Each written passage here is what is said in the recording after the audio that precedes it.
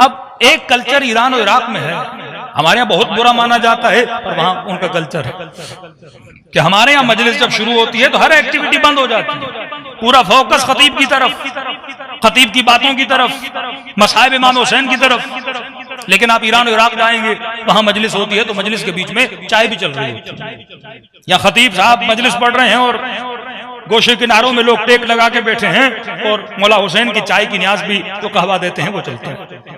تو کہتے ہیں مجلس ہو رہی تھی، ایک شخص مجلس میں آیا اور اس کی روٹین تھی وہ ڈیلی آتا اور آ کے چائے پیتا۔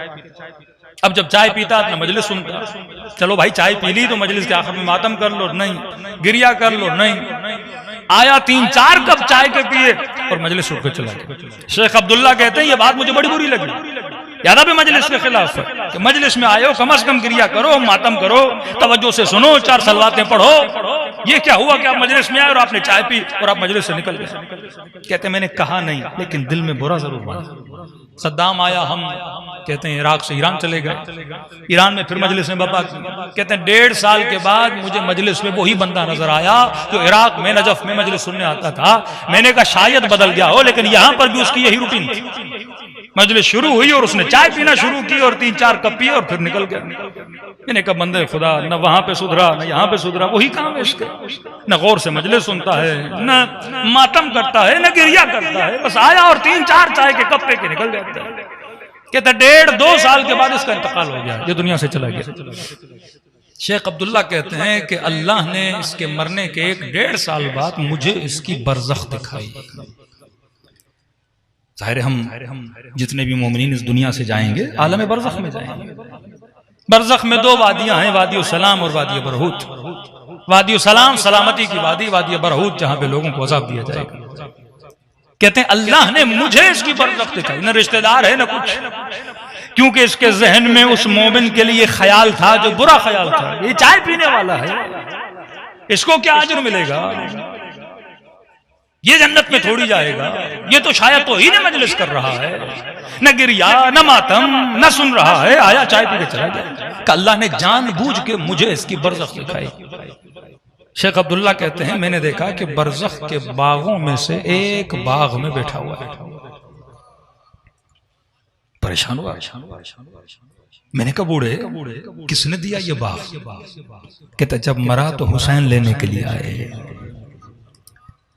اور مجھے کہا کہ یہ باغ لے، ابھی چھوٹا ہے، ابھی یہاں پہ رہ، عالم قیامت میں تجھے اور بڑا باغ عطا کیا جائے گا۔ میں نے کہا کہ بوڑھے میں نے تو چائے کے علاوہ تجھے اور کچھ کرتے ہوئے نہیں دیکھا، تو صرف مجلس امام حسین میں چائے پینے آتا تھا اور تم نے کیا کیا؟ کہ یہ کہا تو غصہ ہو گیا۔ اس نے کہا شیخ چائے تو گھر میں بھی تھی،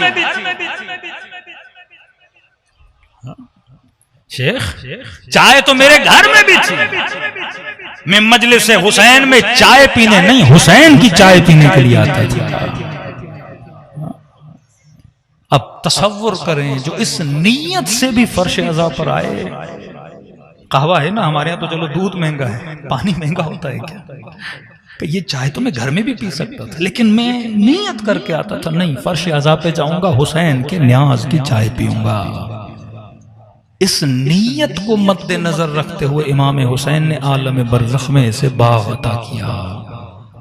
اب تصور کریں جو حسین پہ گریہ کرے اس کا کتنا اجر ہے، جو خلوص سے مجلس میں بیٹھے اس کا کتنا اجر ہے۔ ایک جملہ، وقت بہت ہو چکا، فرماتے 2 آنسو ہیں نا، ایک ہے توبہ کا آنسو، ایک ہے غم حسین کا آنسو۔ بہت بڑے مرجع فرماتے ہیں توبہ کا آنسو کی مثال ایسے ہے کہ جب آپ کے کپڑوں پر نجاست لگ جاتی ہے، آپ پانی سے دھوتے ہو نجاست دور ہو جاتی ہے۔ توبہ کا آنسو گناہوں کی نجاستوں کو صاف کرتا ہے اور دور کر دیتا ہے۔ کہ قبلہ یہ بتائیے غم حسین کے آنسو کا کمال کیا ہے؟ کہ توبہ کا آنسو، کپڑوں پہ نجاست لگی، گندگی لگی، ایسے چائے گر گئی، کپڑے میلے ہو گئے، آپ نے جا کے پانی سے دھو دیے، اب کہا یہ پاک ہے، آپ نماز پڑھ سکتے ہو، کوئی مسئلہ نہیں، کپڑے پاک ہو گئے۔ کہ دیکھو پانی نجاست کو پاک کر دیتا ہے، صاف کر دیتا ہے، لیکن کبھی کبھی کئی ایسی چیزیں کپڑے پہ گرتی ہیں، دھو تو دیتے ہو، صاف تو ہو جاتی ہیں، پر دھبے نہیں جاتے۔ غم حسین کا آنسو ان دھبوں کو مٹا دیتا ہے۔ حر نے گناہ کیا، حسین ابن علی کا راستہ روکا، امام حسین کے پاس آیا تو حر نے وہ دھبا اپنا مٹا دیا، ورنہ توبہ تو اس نے خیمے میں کر لی تھی کہ پروردگارہ مجھ سے بڑی خطا ہو گئی، اور جب دھبا مٹوانے کے لیے آئے، یہ تربیتی نکتہ ہے، کل تفسیر میں جاؤں گا، کسی بندے نے لشکر امام حسین سے حر کو ٹوکا نہیں کہ حر تیری وجہ سے سکینہ پیاسی ہے، اور تیری وجہ سے ہم یہاں رکے ہوئے ہیں، کہ قطعاً پتہ چلا ہو رہا ہے۔ امام حسین نے کہا علی اکبر میرا مہمان آ رہا ہے، استقبال کے لیے کھڑا ہو جا، عباس میرا مہمان آ رہا ہے۔ فرمایا جب بھی کبھی کوئی جوان توبہ کر کے پلٹے، پچھلی زندگی کو نہ دیکھا کر، یہ تو فاسق تھا، یہ تو فاجر تھا، یہ تو راشی تھا، یہ تو بدحجاب تھی، اب یہاں کیا کرنے آئی ہے؟ فرمایا قطعاً یہ اخلاق اہل بیت نہیں ہے، پوری زندگی کسی نے نماز نہیں پڑھی، آج تو مسجد آ گیا، کیوں ٹوک رہے ہو؟ پوری زندگی حج نہیں کیا، عمرہ نہیں کیا، آج آیا ہے نا، پوری زندگی مجلس میں نہیں، آج تو آیا ہے نا۔ یہ کردار امام حسین سینہ کھول کے سینے سے لگا رہے ہیں۔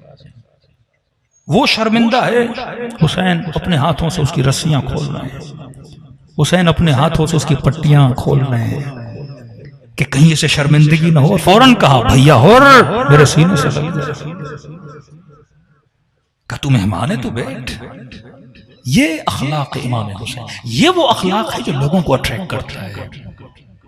کتنا بھی بڑا خطا کار تھا، آیا معافی دی، اس کو اپنا بنا دیا۔ ایسے ایسے لوگ تاریخ میں ملتے ہیں، ہم ہوتے تو ہم ان کو اپنے آپ سے دور کر دیتے، لیکن امام حسین نے اپنے کردار سے، اہل بیت نے اپنے کردار سے ان کو نزدیک کر دیا۔